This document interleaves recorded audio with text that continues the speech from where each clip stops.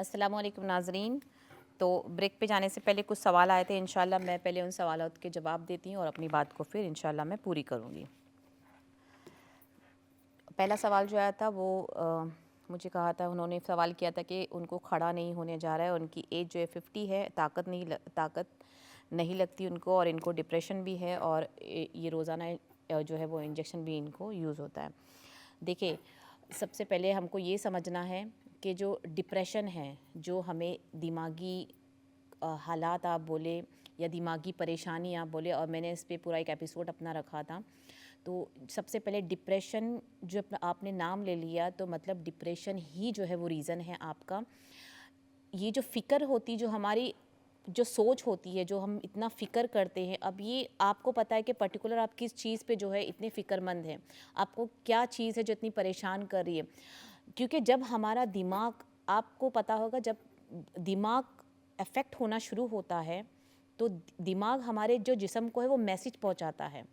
जब हम कुछ सोचते हैं दिमाग में, जैसे हमको बाज़ार जाना है, हमको इस रूम से उस रूम तक जाना है, या हमें कुछ खाने का दिल कर रहा है, हमारी शुरुआत सिर्फ पहले दिमाग से, हमारा जो दिमाग है वो बताता है हमको। जब हम अपने दिल से वहाँ बात पहुँचाते तो हमारा दिमाग ही हमें बताता है कि अब हमें उठ के जाना है, चलना है, किचन में ये खाना है, या हमको कहीं और निकलना है तो रेडी होना है। लेकिन जब हमारे दिमाग में जो इतनी नसें हैं वो समझना और सोचना बंद कर देती हैं, तो वो हमारे जिस्म को एकदम कमज़ोर कर देती हैं। ये जो डिप्रेशन होती है, ये जो हमारी दिमागी सोच होती है, वो हमें कुछ नहीं करने देती है। ना वो हमें अच्छा सोचने देती है, ना हमें अच्छा करने देती, वो हमारे लिए सिर्फ बुरा ही करती है। नेगेटिव फीलिंग आना, हम हर बात को नेगेटिव सोचते हैं, और कहीं ना कहीं बीमारी जो है वो हमारे हमारे जिस्म को, हमारे दिमाग को हमारे ख़िलाफ़ इस्तेमाल करती है कि अब मुझसे नहीं होगा। अब आपने, अगर आपके दिमाग ने ये सोच लिया है कि आप खड़े नहीं हो सकते हैं, यकीन माने आप खड़े नहीं हो सकते हैं, क्योंकि आपको ख़ुद को ये समझाना होगा कि इंशाअल्लाह मैं ये कर सकती हूँ। ज़्यादा नहीं, लेकिन बेबी स्टेप तक तो मैं कर ही सकती हूँ। तो ये पहले आप, जो डिप्रेशन है उसका इलाज करना है हमको, क्योंकि एक बार आपके दिमाग आपका एकदम साफ़ हो जाएगा और उसमें कोई नेगेटिव थॉट नहीं होगे, कोई परेशानी इंशाल्लाह नहीं होगी, तो आपका जो जिस्म है ख़ुद ब खुद जो है आपसे काम करवाएगा, आपका दिमाग खुद आपको काम करने कहेगा। तो सबसे पहले इंशाल्लाह डिप्रेशन को दूर करें। आप ऐसा करें, आप रोज़ाना जो है जो सुबह और शाम की जो दुआएं हैं उसको अपना एक मामूल बना लें। और याद रखें, जब डिप्रेशन होता है तो हमसे कोई भी काम नहीं होता है, मतलब कुछ भी नहीं होता है। वो वही लोग होते हैं जिनको अल्लाह ने थामा हुआ होता है। इतने डिप्रेशन के बाद भी लोग काम कर रहे होते हैं, जॉब पे जा रहे होते हैं, उसके साथ साथ जो दीन की पाबंदियां हैं, जो अल्लाह ताला ने करने कहा है, वो भी कर रहे होते हैं।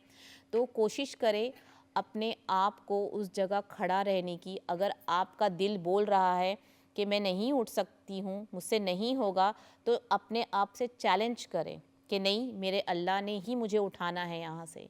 और यकीन करिए, ये जो आप बात करोगे ना अकेले में, तो ये अल्लाह ताला से शुरुआत करें, बात करें आप इंशाअल्लाह, कि अगर आपका दिमाग और दिल कह रहा है कि नहीं, मुझसे नहीं होगा, मेरे पैरों में बहुत जकड़न हो गई है, मैं नहीं खड़ी हो सकती हूँ, नहीं होने वाला ये, आपको ख़ुद खड़ा होना पड़ेगा। क्योंकि अगर मैं आपसे ये कहूँ कि चले, मैं आपको कुछ नुस्खे भी मैं इंशाल्लाह आपको बताती हूँ, लेकिन जब तक आपने ख़ुद मेहनत नहीं करनी है तब तक आप खड़े नहीं हो सकते।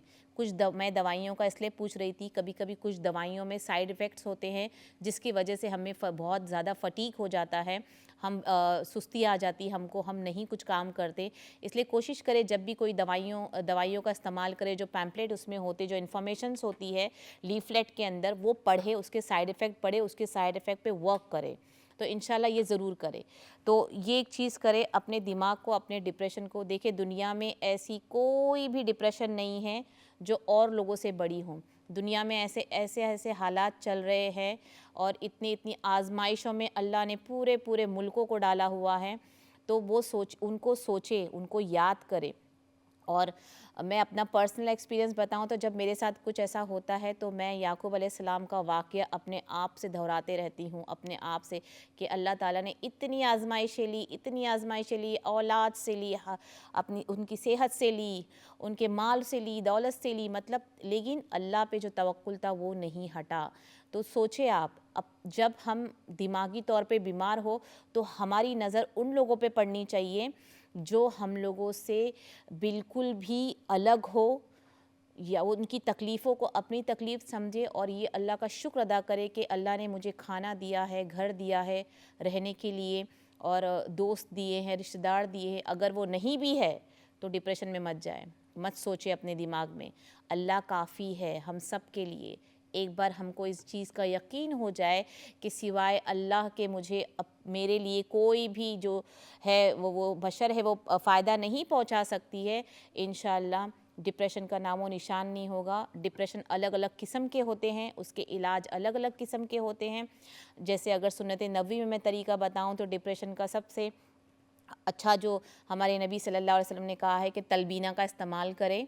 तो अगर आप बहुत ज़्यादा डिप्रेशन में हैं, और ये तलबीना जो है आपको ताकत भी इंशाल्लाह देगा, आपके जिस्म को खड़ा करेगा, आपको दिमाग से लड़ना होगा इंशाल्लाह, और कोई बड़ी बात नहीं है, कुछ वक्त लगेगा लेकिन इंशाल्लाह जिस अभी जैसे हम अपने बच्चों को सिखाते कि जब आपको नमाज़ पढ़ने नहीं हो रहा है, मतलब आप बिज़ी हो, गेम खेल रहे, आजकल के बच्चे गेम खेल रहे, टीवी देख रहे हैं, फ्रेंड्स लोग के साथ बाहर जा रहे हैं, नमाज का वक्त भूल जाते हैं, तो उनके दिल में ऐसे आता है अच्छा अभी तो टाइम है नमाज के लिए, तो अभी तो लंबा टाइम बाकी है, इंशाल्लाह मैं अभी पढ़ लूँगा। तो जब ये दिल हमारा ऐसा कुछ कहता है तो उसका उल्टा करना है हमको। और याद रखना ये वर्क होता है, रिवर्स साइकोलॉजी वर्क होती है। अगर हमारे दिल से आवाज़ ये आ रही है कि अच्छा मैं ये खाना अभी नहीं पकाऊंगी, अभी 2 घंटे के बाद, अभी तो बहुत टाइम है रात होने के लिए, डिनर के लिए टाइम है, मैं 2 घंटे के बाद करूँगी, तो अपने आप से चैलेंज करें कि नहीं मैं 2 घंटे के बाद नहीं करूँगी, मैं अभी उठ रहा हूँ और मैं इंशाल्लाह मैं अपना ये काम अभी ख़त्म करने वाला हूँ। ये जो है आपको चैलेंज करना होता है अपने आप को, और ये बहुत माशाल्लाह बहुत लोगों को काम आती है। ये जो चैलेंज आप अपने आप से रोज़ाना करोगे ना, ये आपको बहुत फ़ायदा पहुँचाएगा। और यकीन माने ये जो मैं आपको नुस्खा बता रही हूँ, ये ज़िंदगी भर के लिए जो है बहुत फ़ायदेमंद आपको देगा। जब आपके दिल से आवाज़ आती है कि फ़ला फ़ला काम नहीं करना है, अभी नहीं हो रहा है, अभी मुझसे नहीं होगा, आपको खुद से ज़ोर से अपने आप से बात करके करना, नहीं मैं इंशाल्लाह ये काम अभी करूँगा, अल्लाह ताला मुझे अभी फ़ायदा निकालने वाला है इसमें से, कहीं ना कहीं इसमें कुछ है। तो उठे, अपने आप को खड़ा करें, सोचे कि आप चल सकते हैं, अल्लाह ने आपके हाथ पर सलामत दिए हैं, आपको कोई तकलीफ़ नहीं है, सिर्फ डिप्रेशन की वजह से आप एक जगह बैठ नहीं सकते। उठे, बाहर निकले और देखे अपने अतराफ़ चारों तरफ कितनी तकलीफ़ें और कितनी मुश्किलों में लोग पड़े हैं, लेकिन अल्हम्दुलिल्लाह जी रहे हैं। खाने को खाना नहीं है, पीने के लिए पानी नहीं है, रहने के लिए घर नहीं है, उससे बड़ा डिप्रेशन है आपको? तो आप सोचें अपने आप में, और इंशाल्लाह कोशिश करें, और इंशाल्लाह एक बार आपका डिप्रेशन कम होता है तो आपकी इंजेक्शन जो है वो कम हो जाएगी, और आपका जो उठना बैठना है वो बहुत आराम हो जाएगा। यकीन माने इंशाल्लाह अल्लाह की ज़ात पर कि अल्लाह कभी किसी को इतनी तकलीफ़ नहीं देता है, उसकी ज़ात से ज़्यादा उसको तकलीफ़ नहीं मिलती है। हमें सिर्फ अपने आप को तैयार करना है। अल्लाह ने हमें अशरफुल मखलूक़ात बनाया है, हमें दिमाग दिया है अच्छा बुरा हराम हलाल सोचने के लिए, तो उस चीज़ का जो है सही इस्तेमाल करके अपने आप को ठीक करें। तो तलवीना का इस्तेमाल रोज़ाना करें, जो बार्ली के आटे से जो बनता है, रोज़ाना इंशाअल्लाह उसका जो इस्तेमाल करें आप, ये आपके लिए बहुत जो है बेहतर रहेगा, सुकून मिलेगा। सूरह रहमान की जो सूरत है वो आप सिर्फ नहीं पढ़ सकते रोज़ाना, अपने घर में सिर्फ ऑन करके उसको जब तक आप घर के अंदर हो, आपके आसपास आपके मोबाइल से इंशाल्लाह सूरह रहमान की जो है वो तिलावत है वो पूरे टाइम पे आप उसको लगाएं। सुबह शाम के अस्कार को पकड़ ले इंशाल्लाह, जो ये आपकी परेशानी है और जिस तरह मैं बोल रही हूँ इंशाल्लाह उस तरह करें, आपकी जो तकलीफ़ें परेशानी है वो हद तक दूर हो जाएगी। और ताकत के लिए जो है तलबीना आप रोज़ाना का इस्तेमाल करें, रोज़ाना इसको पिए, और अंजीर का इस्तेमाल करें, क्योंकि खून की कुछ कमियों की वजह से, रगों की वजह से भी जो है हम कहीं ना कहीं कुछ अगर हमारे साथ बुरा नहीं हो रहा है तो हमारे जो जिस्म में कुछ ना कुछ कमियों की वजह से भी हम इस चीज़ में चले जाते हैं। तो जो सूखी हुई अंजीर है उसका इस्तेमाल करें, इंशाल्लाह उससे बहुत आपको फ़ायदा मिलेगा। तो और कोशिश करें अपने डाइट के अंदर जो है ड्राई फ्रूट्स ज़्यादा से ज़्यादा खाएं, जिसमें आपको खाना है अखरोट, बादाम, इन चीज़ों का, चेस्टनट जो होता है वो भी बहुत फ़ायदेमंद होता है, उसको आप खा सकते हो। तो ये सब चीज़ें जो है आपके इंशाल्लाह स्ट्रेस को कम करेगा और आपको जो है उठाने में जो है मदद करेगा। लेकिन डिप्रेशन का जो इलाज और सही नुस्खा है, आप जो है अपने आप को जो है पूरी तरह से अल्लाह की तरफ पूरी तरह से लेके चले जाए इंशाल्लाह, और आप देखें कि कुछ ही दिनों में और इसके अलावा अगर आपको लग रहा है कि कुछ परेशानियां ज़्यादा है तो आप सूरह बकरा की जो आखिरी 2 आयत थे उसको भी आप सुने, रोज़ाना दिन में 2-3 बार सुने। ये भी आपके हक़ में जो है फ़ायदा होगा और ये सब डिप्रेशनों के लिए भी फ़ायदा देता है बहुत। और ये मैंने लोगों को डिप्रेशन से निकलते हुए देखा है सूरह बकरा की आखिरी 2 आयतों से। तो इंशाल्लाह इसका बहुत एहतमाम करें। अच्छा, दूसरा जो सवाल था वो जॉइंट पेन का था। उन्होंने कहा है जो मेरे ख़्याल से जो लिगामेंट्स जो होती है हमारी हड्डियों की वो ख़त्म हो जाती है, जिस वजह से उसको आप रिपेयर करने की बात कर रहे थे। जैसे मैं अभी शुरुआत में बता रही थी कि जो हड्डियों का जो हड्डियाँ होती, हड्डियों के अंदर का जो गूदा होता है वो हमारी हड्डियों को रिपेयर करता है। तो अगर आप रोज़ाना उसको सूप की तरह बना के पिए तो इसको क्या करना है, हड्डियों को लाए बकरे की जो भी आप लैम्ब खाते हैं माशाल्लाह उसकी खाली हड्डियों लाए, उसको उबाले और उसमें जो गूदा जो निकलेगा उसको आप चाहे ग्राइंड करके डालें, वही सूप के अंदर जो आपको सूप निकलेगा हड्डियों का उसी को आप ग्राइंड करके जो है रोज़ाना पी सकते हैं। उसके अलावा अलसी की जो बीज होती है, फ्लैक्सीड जिसे कहते हैं, उसका इस्तेमाल आप करें, रोज़ाना करें ठंडी का मौसम है और ये बहुत फ़ायदा पहुँचाएगा। तो अलसी के बीज को आपको क्या करना है, ड्राई रोस्ट करें और उसको पीस ले, धड़धड़ा सा पीस ले, एकदम बारीक ना पीसें। आप उसको ऐसे ही रोज़ाना 1 टेबल स्पून सुबह और शाम आप ले सकते हो। आप पानी के साथ भी उसको, जैसे आपने खा लिया आपने उसको और पी लो, आप वो भी कर सकते हो। आप रात को भी उसको इस्तेमाल दूध के साथ कर सकते हो, तो आप उस तरह से इसका इस्तेमाल कर सकते हो। ये सब चीज़ें हैं इंशाल्लाह जो हमारी हड्डियों में जो कमी हो जाती है। उसके अलावा सब्ज़ियों में आप भिंडी का इस्तेमाल करें, ज़्यादा से ज़्यादा भिंडी का इस्तेमाल करें आप। कम से कम मसाले वाली आप रोज़ाना बना के खाएं। उसके अलावा जो सफ़ेद दाल, माश की दाल होती है, वो भी हमारे हड्डियों की चिकनाहट को वापस से डेवलप करने के लिए हमको हेल्प करती है। जो लिगामेंट जो ख़त्म हो जाता है वो उसका इस्तेमाल जो है वो वापस चिकनाहट लाती है, तो इसका आप इस्तेमाल कर सकते हैं। मेथी की भाजी का इस्तेमाल कर सकते हो। ये सब चीज़ें जो है वो आपकी हड्डियों को, जिनको किसको परेशानी होती है हड्डियों को, उसकी परेशानियों को इंशाल्लाह दूर कर सकती है।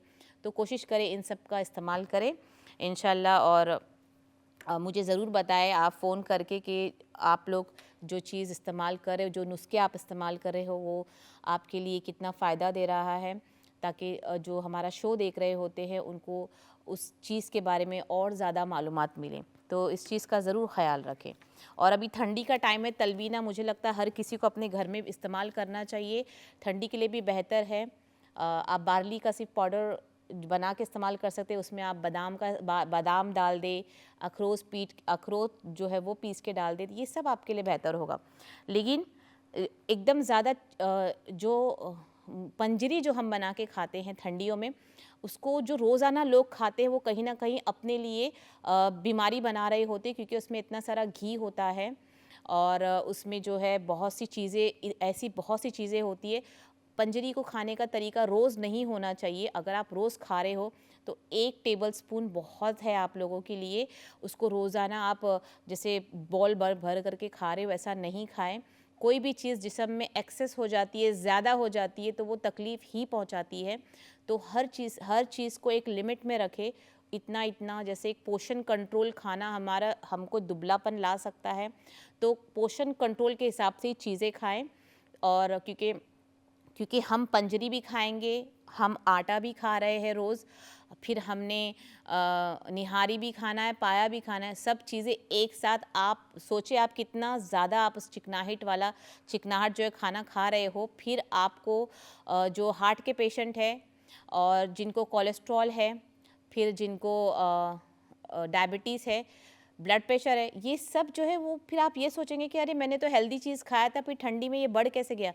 ठंडी में आप जो है अपना जो चर्बी है आप हमारी कम नहीं होगी, क्योंकि हम ना चल रहे हैं, ना हम बाहर जा रहे हैं, ना हम अपनी बॉडी को मूव कर रहे हैं, ना हरकत कर रहे हो, कुछ नहीं कर रहे हो, आप सिर्फ खा रहे हो। तो उसका अंजाम तो फिर क्या होगा? हर चीज़ एक्सेस ही होगी, आपका ब्लड प्रेशर भी हाई होगा, हर चीज़ जो है वो आगे होने वाली है। तो उस चीज़ का ख़ास करके ख्याल रखें, ठीक है? तो इंशाल्लाह हर चीज़ को थोड़ा-थोड़ा अमाउंट में खाएँ। और मैं फिर से यही रिपीट करूँगी कि जो बीमार है, किसी भी वजह से बीमार है, अपने अंदर पॉजिटिव थिंकिंग लाए कि अल्लाह की कुछ न कुछ बेहतरी होगी। मैं कभी-कभी ऐसा सोचती हूँ कि ये जो लोग जो ज़्यादा बीमारी में क्यों इतना सोचते, क्या ज़रूरत है मतलब? तो एक इंसान क्या चाहता है कि अल्लाह के सिवा किसी की मोहताजगी ना आए हमको। तो इंशाल्लाह इस दुआ में मोहताजगी सिर्फ़ अल्लाह की हो, हम अल्लाह से मांगे, अल्लाह के सिवा हम किसी से ना मांगे, ठीक है? सही है बात। लेकिन अल्लाह ने जो रिश्ते हमको दिए हैं, शौहर है, बीवी है, माँ बाप है, भाई बहन है, बच्चे हैं, तो यही है।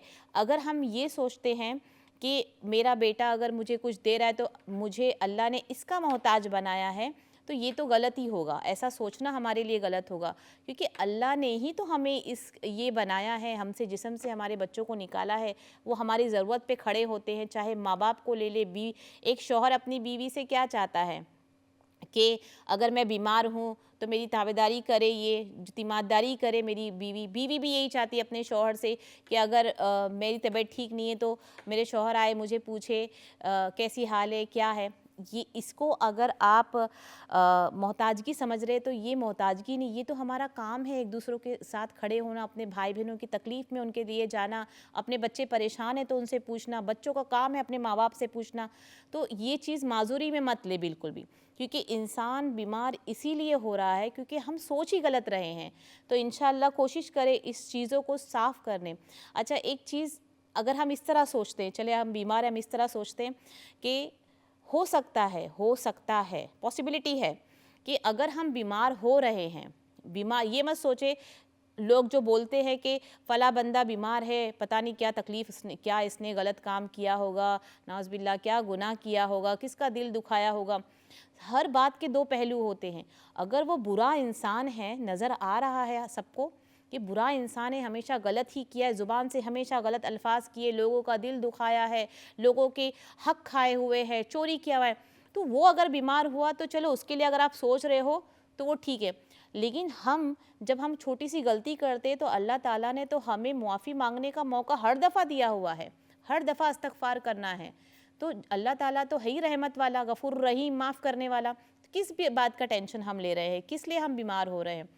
या हो सकता है जो दुआ हम मांगते हैं अल्लाह ताला से, जो अल्लाह ताला से हम दुआ मांग रहे हैं, हो सकता है अगर हम उसको ऐसे सोचें कि जो दुआ हमने मांगी उसका ज़रिया, उसका रास्ता कोई ना कोई बीमारी से होकर गया हो। ख़ानदान में नाराज़गी हो जाती है, रिश्तों में नाराज़गी हो जाती है, या हमें कोई चीज़ अपने पास चाहिए होती है, तो फिर कोई ना कोई अल्लाह ज़रिया बनाता है, वो ज़रिया कभी-कभी बीमारी भी होती है। तो सोचे, उस तरह सोचे।